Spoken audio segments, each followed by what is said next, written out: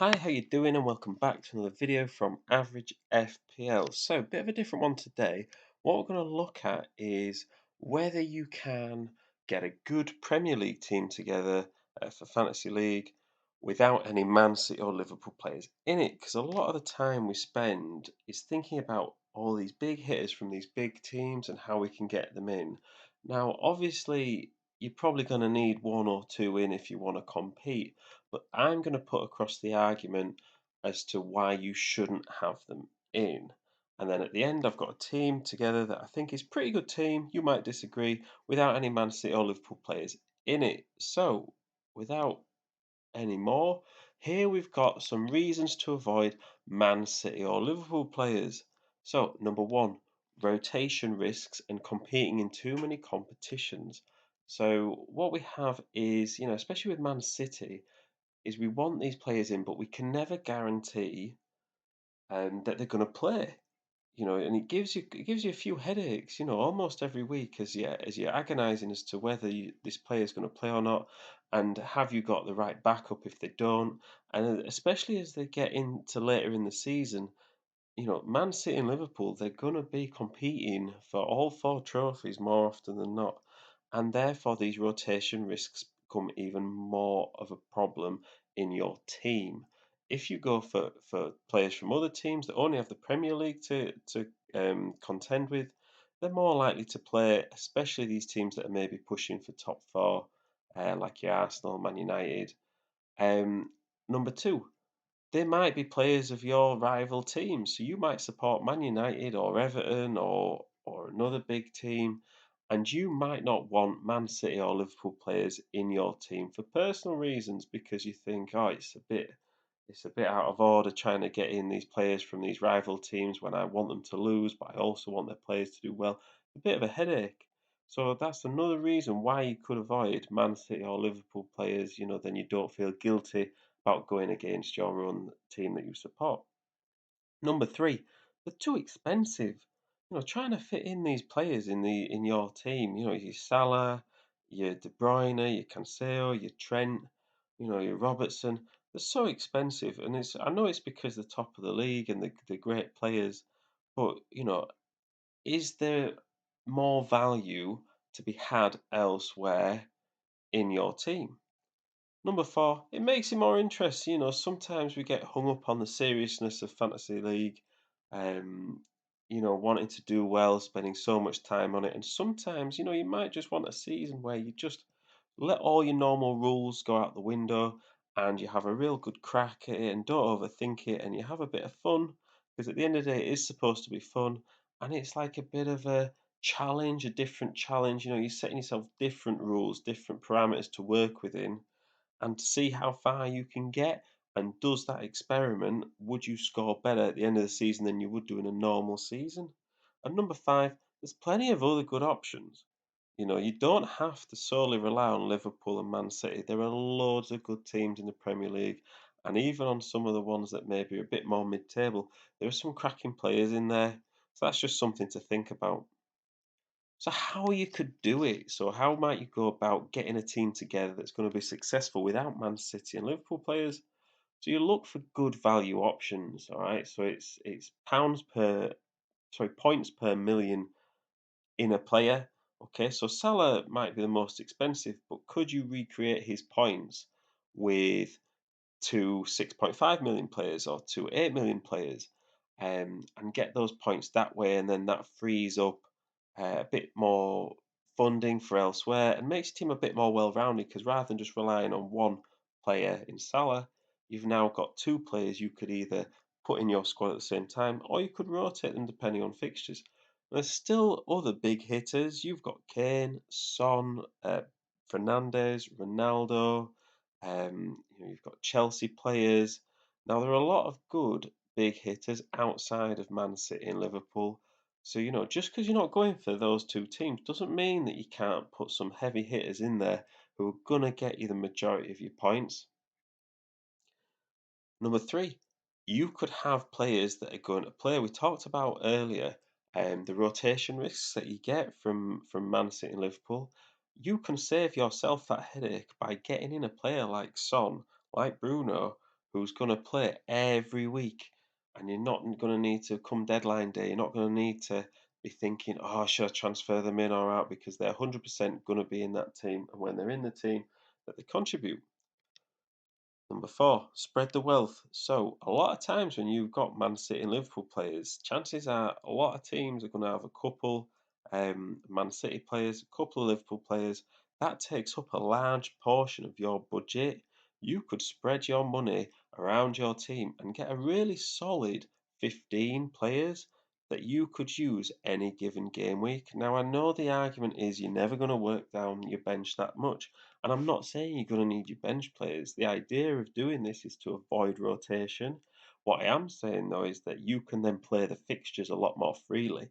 And so, when you have these players from the mid-table teams like, your Villa, your West Ham, Southampton, so on and so forth, you can pick and choose when you play those players, because I can guarantee if you've got 15 players playing that could potentially play in your starting 11, you can't tell me you're not going to get 11 players with reasonable fixtures out every week, especially if you've got two playing goalkeepers. It involves a bit more decision making week to week, but surely it's no more of a headache than if you're worrying about whether Mahrez or Foden's going to play. Number five, use differentials. So I know, sometimes we have fear of missing out. And obviously, if a player is very highly owned and then they score a lot of points, that is not a good situation for your team. But the idea is that you can get ahead of the curve by picking players, especially early on, that are very low percent owned. As the season goes on, it's probably better to stick with everybody else and become more of get more of those highly percentage owned players. But at the start of the season, everybody's just guessing to an extent. You've got people saying they know, including myself, and we've got an idea, but we don't know for sure. We don't know how Haaland's going to turn out. We don't know if he's going to be playing every week or whether he's going to hit the ground running. The statistics say he probably will, but it's not a guarantee. So if you're avoiding Man City and Liverpool players, look for those players that are low percent owned to give yourself that boost at the start of the season. So now we've got the team. So this is a team I've put together with no Liverpool or Man City players, and I think it's very well rounded. Um, there's a couple of big hitters in there, but nobody really that is taking up all your budget. I've got Son in midfield, but we're starting go. I've got Lloris and Henderson. Now, more often than not, Lloris would be the starting keeper in this team. Spurs, they're tipped to be top four this season, and he's going to be keeping a few clean sheets. But on the odd occasion that he's playing a difficult fixture, Spurs are on a bad run of form, and put Henderson in from Nottingham Forest. Now, Henderson is great value. Mentioned him a couple of times in previous videos, and I just think that he has the potential to score just as many points as some goalkeepers that are more highly priced. So I think those two together provide a great rotation. They're always going to play, no headache there. Into defence, we've got Zinchenko, Soyuncu, and Anderson at the back. Also on the bench, we've got Williams and Lamptey. Reasonably cheap players. I think the most expensive there is Zinchenko at 5 million. Again, all those players play. They're all going to get minutes. Zinchenko is a great option because the potential to play in midfield is there. Anderson got about 12 clean sheets last season for Crystal Palace, and Soyuncu, when he's fit, really sticks that Leicester defence together. Williams just transferred to Nottingham Forest again. Obviously, you don't want to double up in Nottingham Forest too often, but he is at 4 million, a fantastic value player that is going to play every week. And just like Soyuncu a bit, Lamptey injured for a lot last season, but when he was fit at the start of the season, people were raving about Lamptey. A lot of people had them in their teams, and he's definitely one to not overlook at the start of the season, providing he's fit, of course. But he's only 4.5 million. Easy just to switch him out at the start of the season to another cheap defender. Moving into midfield, quite a good balance that we've got here. Obviously, Son is your big hitter, and you do need players that are guaranteed going to score you points that you need to rely on, which is why players like Salah and Haaland and De Bruyne and Cancelo and Trent are so popular because they do guarantee you points. but so does Son, and it allows me to spread the wealth across the midfield as well. Neto, fantastic value for Wolves, and then I've got Mount and Saka at 2 8 million midfielders, and Bowen on the bench, who could come in when he's not playing Man City like he's in the first week. And you've got four great midfielders out of five there that you can rotate in, fixture dependent. Up front, I think the strike force is fantastic here.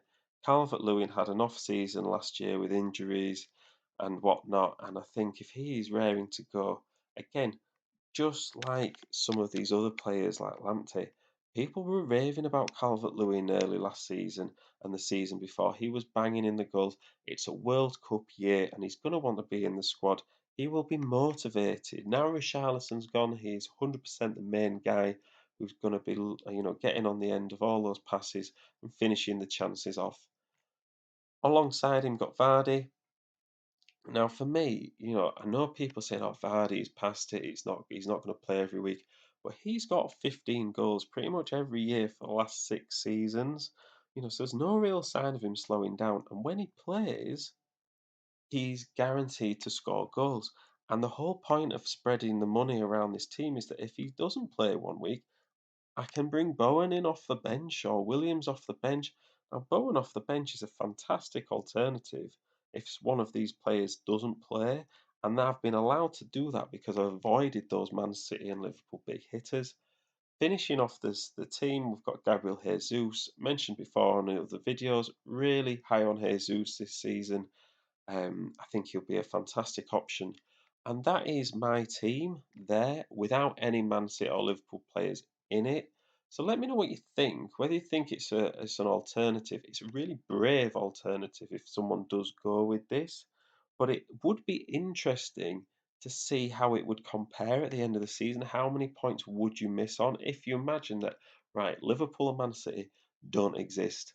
Um, what's the best team I can recreate outside of them, and just see, how you feel about fantasy league at the end of the season, see if it's created any less stress, and whether you've actually made up the points in other areas. So yeah, thank you very much for listening. Please like and subscribe any videos on the channel. Any support is greatly appreciated. Bit of a different one for today, so hopefully you enjoyed it, and I'll see you in the next one.